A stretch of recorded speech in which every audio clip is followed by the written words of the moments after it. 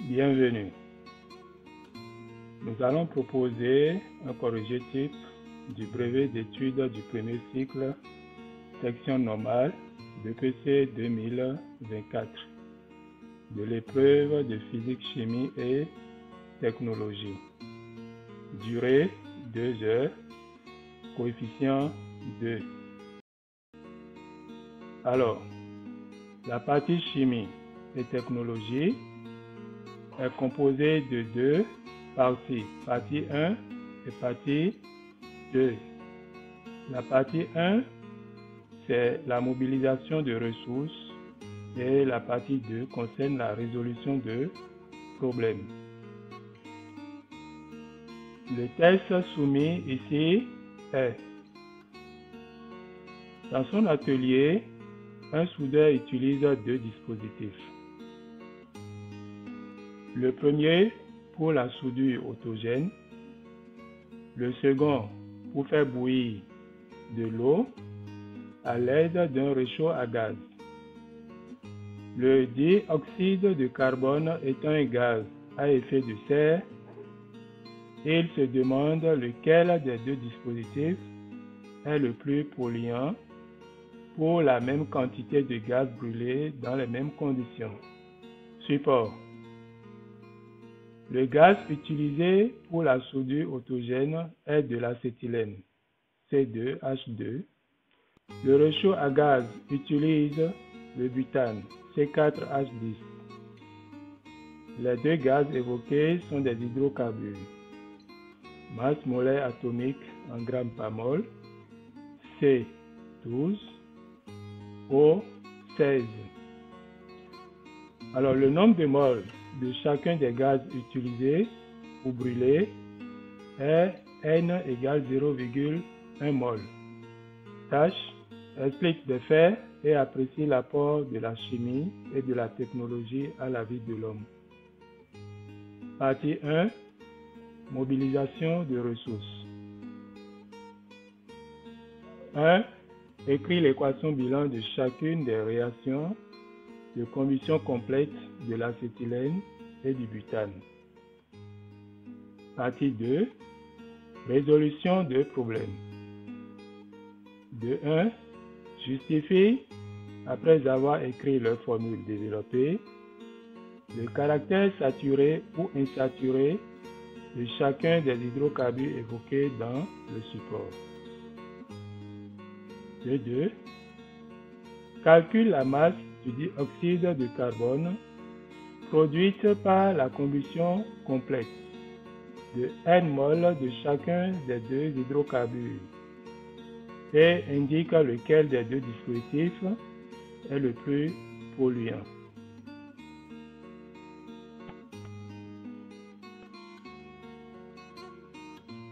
Chimie et technologie. Alors, partie 1. Partie 1. Mobilisation de ressources. Mobilisation de ressources.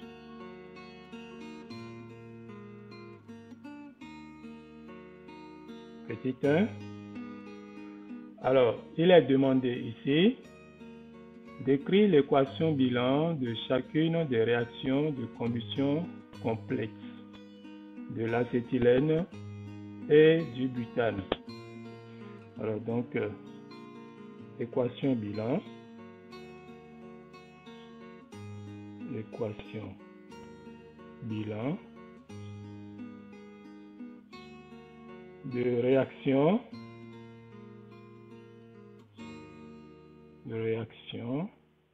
complète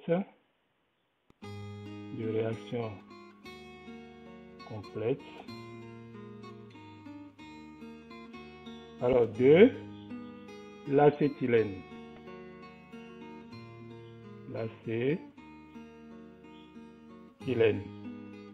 De formule C2H2. Alors, l'acétylène étant un hydrocarbure, brûle dans le dioxygène. La combustion étant complète, alors on aura la production du CO2, dioxyde de carbone, et de l'eau.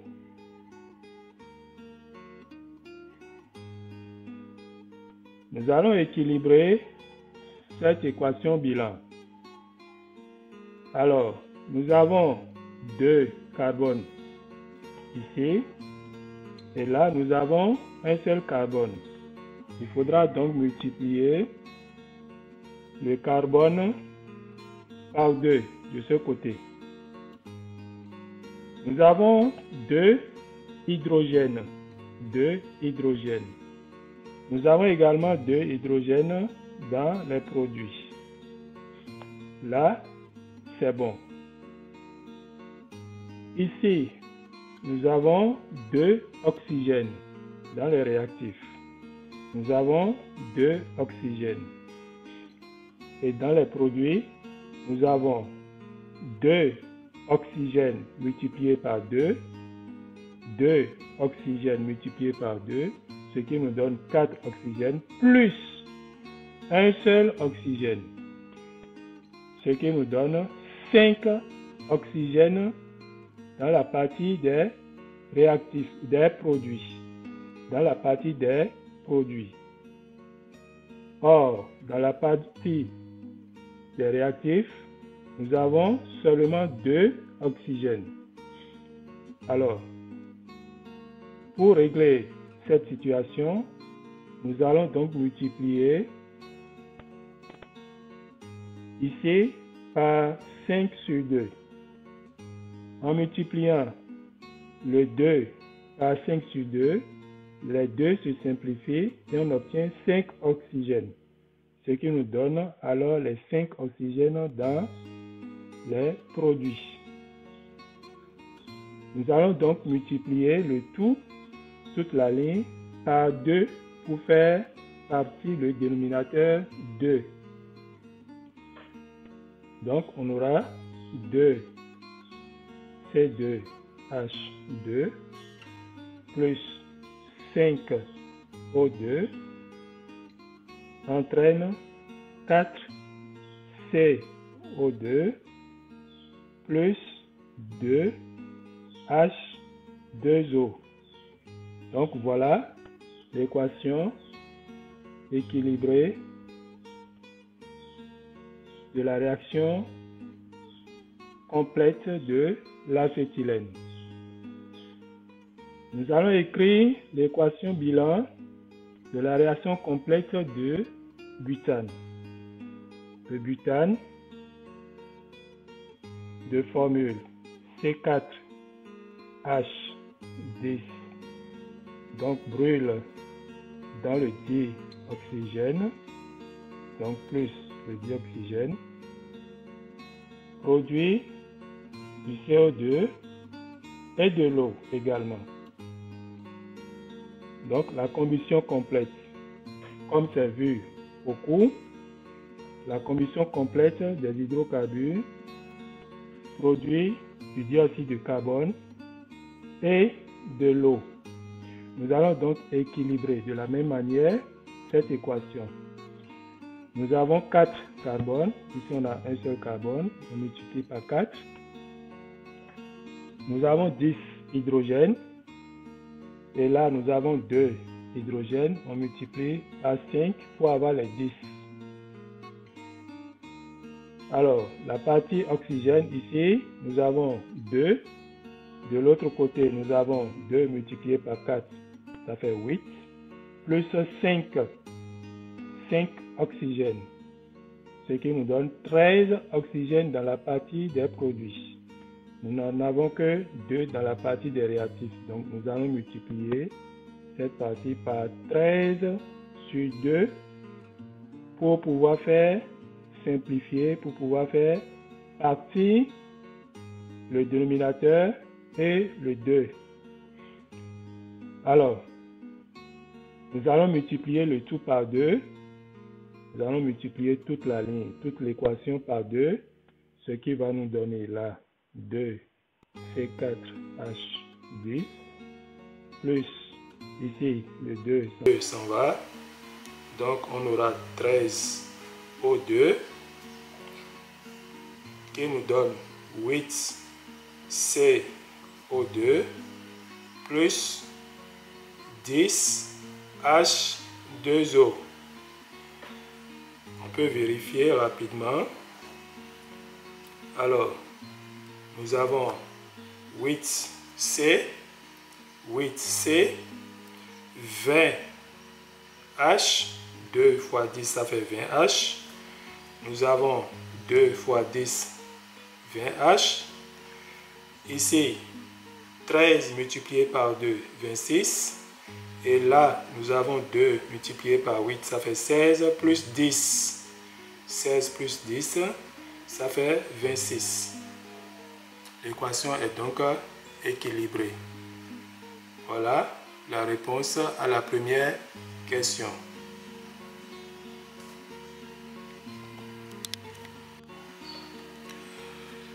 Partie 2. Partie 2. Résolution de problèmes. Résolution de problèmes. 2.1. Alors, on demande de justifier, après avoir écrit leur formule développée, le caractère saturé ou insaturé de chacun des hydrocarbures évoqués dans le support. Donc, on va d'abord écrire la formule développée de chacun des hydrocarbures évoqués. Donc, formule développée. Formule développée. Alors, ici, de l'acétylène. Alors, la formule brute, c'est C2H2. Et donc, pour écrire la formule développée, nous allons éclater ou écrire d'abord la chaîne carbonée. Donc, nous allons mettre les deux carbones liés d'abord par une liaison. Et nous avons deux atomes d'hydrogène. Chaque carbone prendra un seul atome d'hydrogène. Nous avons donc C2H2. Mais attention, le carbone est tétravalent, c'est-à-dire que le carbone doit avoir 4 liaisons. On voit donc que le carbone ici a 2 liaisons, donc il lui manque 2 liaisons pour avoir les 4. De ce côté-ci, de la même façon, on doit ajouter 2 liaisons à ce carbone. Donc les 2 liaisons qui manquent ici et là, on aura donc ces 2 liaisons entre carbone, ce qui nous donne au total 3 liaisons, d'accord, qui lient les 2 carbones. Donc on aura C-H, 3-C, 1-H. Donc nous avons C2H2.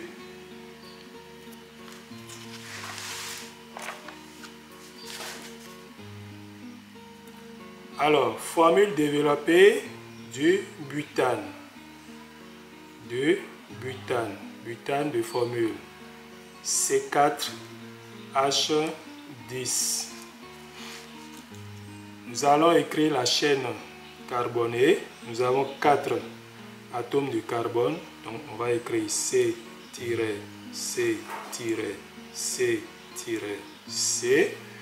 Nous avons donc les 4 carbones. Nous allons mettre les hydrogènes tout autour des carbones. Alors, chaque C doit avoir 4 liaisons. Le premier C a déjà une liaison ici, donc il nous manque 3 liaisons. Nous aurons donc H, H et H. Nous avons donc les 4 liaisons pour cet atome de carbone avec les hydrogènes. Pour ce carbone, nous avons donc déjà 2 liaisons ici. Il nous manque 2 liaisons. Donc on aura H et H. Idem pour ce carbone. H et H. Et pour ce carbone, sera identique à celui-ci. On va ajouter les 3 liaisons. Donc on aura H, H, H. Et donc si on compte le nombre d'hydrogènes, on devrait avoir les 10. On a donc 1, 2, 3, 4, 5, 6, 7, 8, 9 et 10. Nous allons donc justifier le caractère saturé ou insaturé de chacun de ces hydrocarbures. Alors, quand nous prenons la formule développée de l'acétylène, nous voyons que les carbones sont liés entre eux par 3 liaisons appelées liaisons triples. On voit donc que ces carbones ne sont pas saturés. Ainsi, l'acétylène est un hydrocarbure insaturé. Donc ici, justification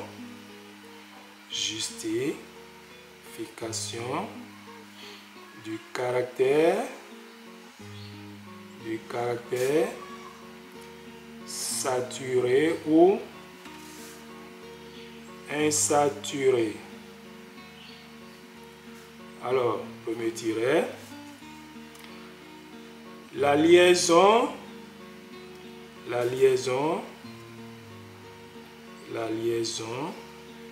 entre carbone de l'acétylène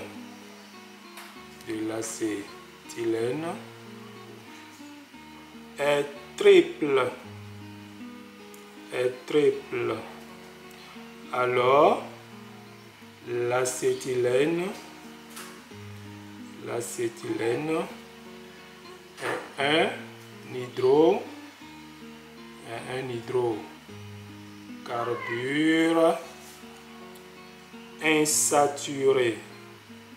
un hydrocarbure insaturé. La liaison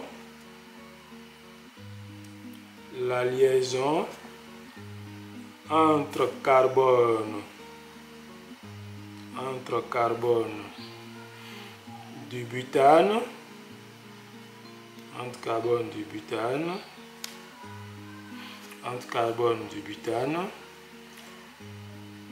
est simple. Nous voyons que entre deux carbones, la liaison est simple. Entre deux carbones, c'est simple. Entre deux carbones, c'est simple. Et donc, nous allons conclure en disant que le butane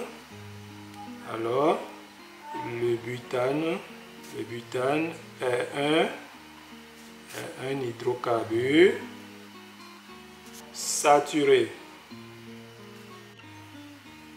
Alors, il faut donc retenir que pour montrer qu'un hydrocarbure est insaturé ou saturé, il faudrait voir la liaison entre carbone, d'accord, entre carbone de la formule développée ou semi-développée de l'hydrocarbure. Et donc, lorsque la liaison entre carbone est simple, c'est-à-dire lorsqu'on a une seule liaison qui lie deux carbones, alors on va conclure que l'hydrocarbure est saturé. Dans le cas où nous avons deux liaisons ou trois liaisons qui lient les carbones, c'est-à-dire deux carbones, alors nous allons conclure que l'hydrocarbure est insaturé. Alors, question 2.2. de 2. Calcule la masse du dioxyde de carbone produite par la combustion complète de N mol de chacun des deux hydrocarbures et indique lequel des deux dispositifs est le plus polluant. Alors, là, nous avons deux questions. Première question, c'est de calculer d'abord la masse de dioxyde de carbone produite par la combustion complète des deux hydrocarbures et ensuite de conclure en indiquant le dispositif le plus polluant. Et donc, nous allons calculer la masse. Calcul de la masse. Calcul de la masse du dioxyde de carbone. Alors, premier cas, nous allons calculer la masse produite par la combustion de l'acétylène. Donc, combustion de l'acétylène. Alors, pour cela, nous avons besoin d'écrire l'équation. Nous allons réécrire l'équation de la combustion complète. Alors, on l'avait déjà écrite. Donc, nous avons 2C2H2, 2C2H2 plus 5O2 plus 5O2 entraîne 4CO2 plus 2H2O. Donc 4CO2 plus 2H2O. On avait déjà expliqué dans la première question de la mobilisation de ressources. Donc 2C2H2 plus 5O2 entraîne 4CO2 plus 2H2O. Nous allons utiliser l'équation pour pouvoir calculer la masse du dioxyde de carbone produite. Alors, pour cela, nous allons écrire la relation nombre de moles de l'acétylène utilisé sur 2. Et donc, là, nous allons utiliser les coefficients stoichiométriques de l'équation. Alors, donc, ici, on a 2. Donc, on fait le nombre de moles N utilisé, c'est-à-dire le nombre de moles de l'acétylène brûlé, sur 2, égale, ici, nous cherchons la masse du CO2. Mais nous allons d'abord écrire le nombre de moles de CO2 produit. Donc, on aura le nombre de moles de CO2 produit sur 4. Le coefficient là est 4. Donc, N sur 2 égale N de CO2, nombre de moles de CO2 sur 4. On va donc remplacer rapidement. Nous savons que nombre de moles égale petit m de CO2 sur grand m de CO2. Nous allons donc remplacer dans la relation.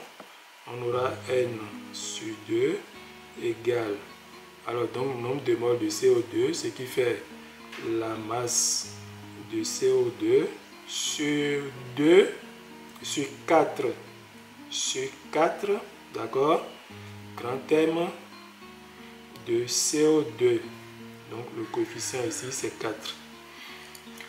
On peut donc tirer, d'accord, la masse du dioxyde de carbone CO2 obtenue.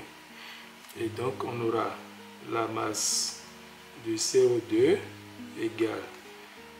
Alors donc on aura 4 grands M de CO2 multiplié par le nombre de moles de l'acétylène. Donc on aura 4 multiplié par grand M de CO2 multiplié par N sur 2. Donc sur 2. On peut donc simplifier le 4 et le 2. On aura M de CO2 égale donc à ici 4 divisé par 2. Donc ça me donne 2. Grand M de CO2 multiplié par le petit n. Voilà donc la relation qu'on obtient. On peut rapidement calculer la masse moléculaire du CO2, grand M du CO2. Alors grand M de CO2, ce qui fait grand M de C plus 2 fois grand M de O, puisqu'on a 2O ici. Donc on aura 2 multiplié par grand M de O. Alors grand M de C c'est 12 plus 2 fois grand M de O, 16, ce qui nous donne 12 plus 32, ce qui nous donne 44. On va donc remplacer les données. On aura alors la masse de CO2 égale 2 multiplié par 44 multiplié par N. Alors le nombre de moles utilisé, le nombre de moles de l'acétylène utilisé, c'est 0,1,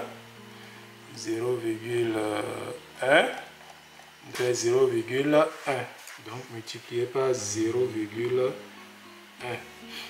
On peut rapidement calculer donc la masse de CO2. On aura donc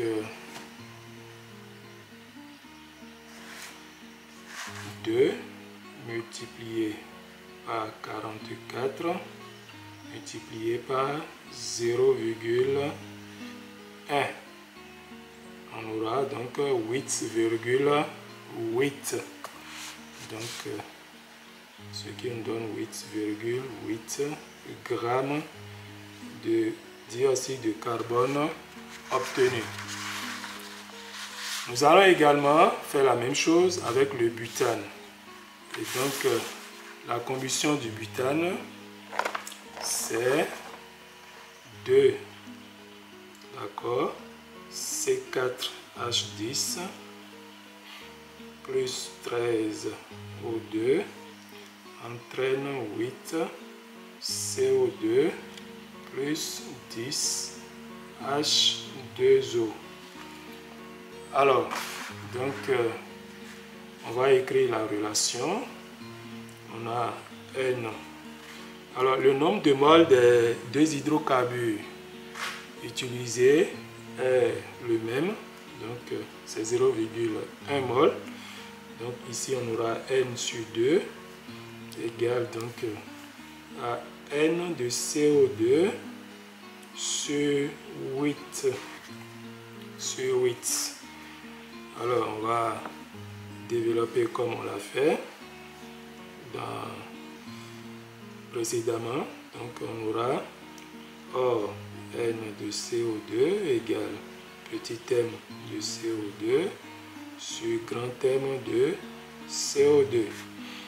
Et donc, en remplaçant, on aura N sur 2 égale petit m de CO2 sur 8 grand M de CO2.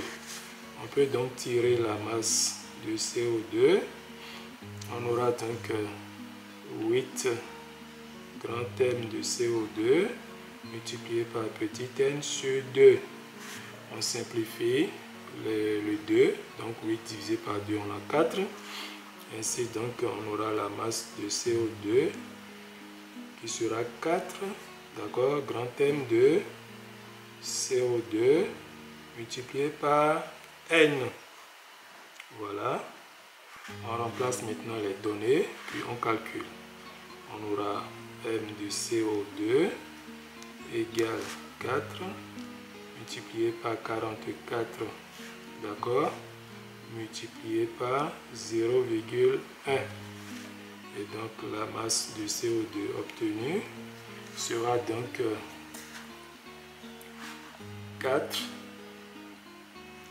On aura 4 multiplié par 44 multiplié par 0,1, ce qui nous donne 17,6. 17,6 grammes. Voilà la masse de CO2 obtenue au cours de la combustion de 0,1 mol de butane. Et là, nous avons la masse de CO2 obtenue, c'est-à-dire 8,8 grammes, avec la combustion complète de 0,1 mol de l'acétylène. Alors, la question, c'est de savoir, d'accord, d'indiquer lequel des deux dispositifs est le plus polluant. Alors, pour cela, nous allons comparer les masses produites, les masses de dioxyde de carbone produites en utilisant les deux dispositifs. Alors, le premier, pour la soudure, utilise de l'acétylène. D'accord? Le premier dispositif utilise de l'acétylène. Nous voyons qu'avec l'acétylène, la masse, d'accord, de CO2 produite est 8,8. Et le second dispositif, d'accord, pour faire bouillir de l'eau, c'est un réchaud à gaz qui utilise du butane. Et avec ce dispositif, on obtient 17,6 grammes de dioxyde de carbone.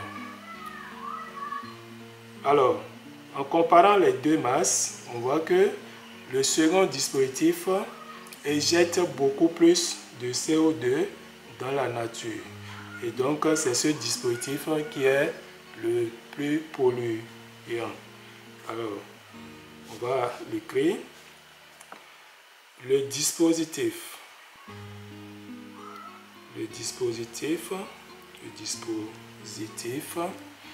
d'accord, de la soudure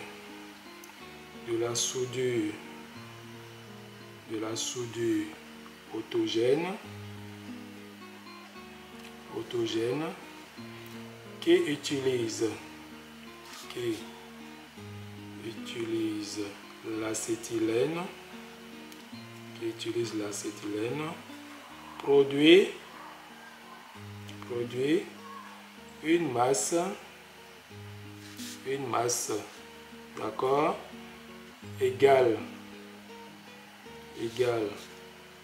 à 8,8 grammes de CO2, alors que le dispositif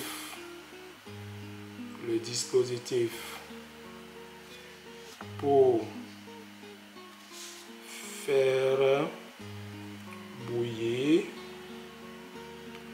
faire bouillir de l'eau, d'accord, alors ici c'est le réchaud à gaz qui utilise le butane, produit une masse de 17,6 grammes de CO2. D'accord? On conclut donc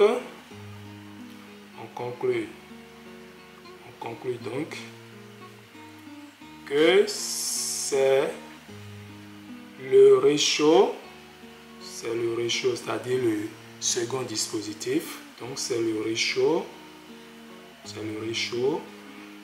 à gaz, d'accord, c'est le réchaud à gaz, c'est-à-dire second dispositif, d'accord, qui est le plus polluant.